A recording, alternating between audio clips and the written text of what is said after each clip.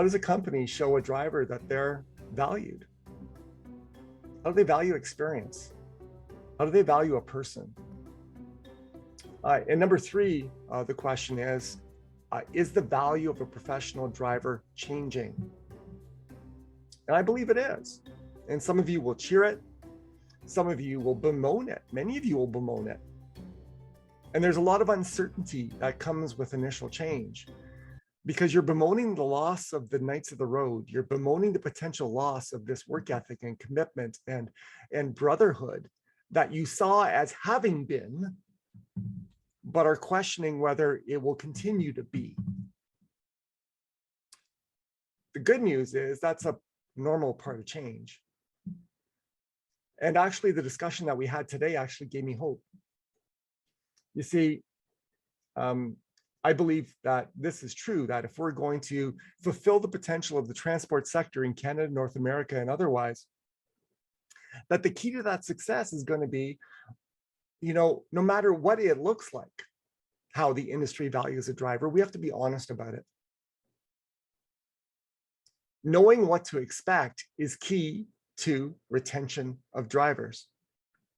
If we're not honest about who we are and who we're going to be and who we're striving to be, then this kind of impromptu poem that came to my head will be true in the industry.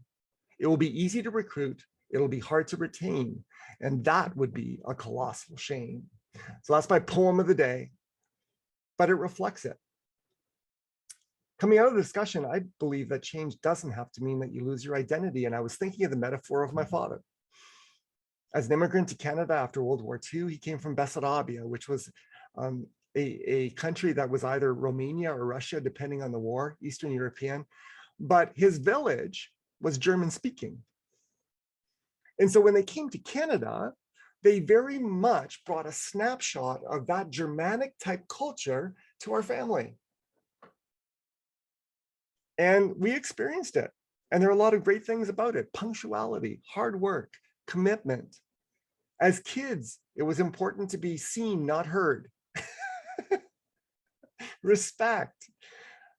Is it better or worse? No, it's not, but it was what it was. And it kind of stayed constant as I looked at my parents and my uncles and my aunts over the time that I grew up. Now, myself, spending 70% of my day in public schools and other institutions, the value system that I raised my family has attachments to what I grew up with, but, has modified because of the other influences that I've experienced.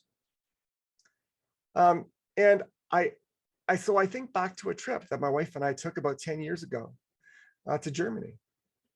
And I was curious as to what I would find. And what I found is that, while some outwardly behaviors and the outward appearance of what was going on in that society had changed, they didn't reflect the activities of my family growing up, always. The core values were still there. The core values were still there. So as you listen to my discussion with Larry and Mike and Michael, can I make this suggestion? We don't have to lose what was to find the potential of what can be.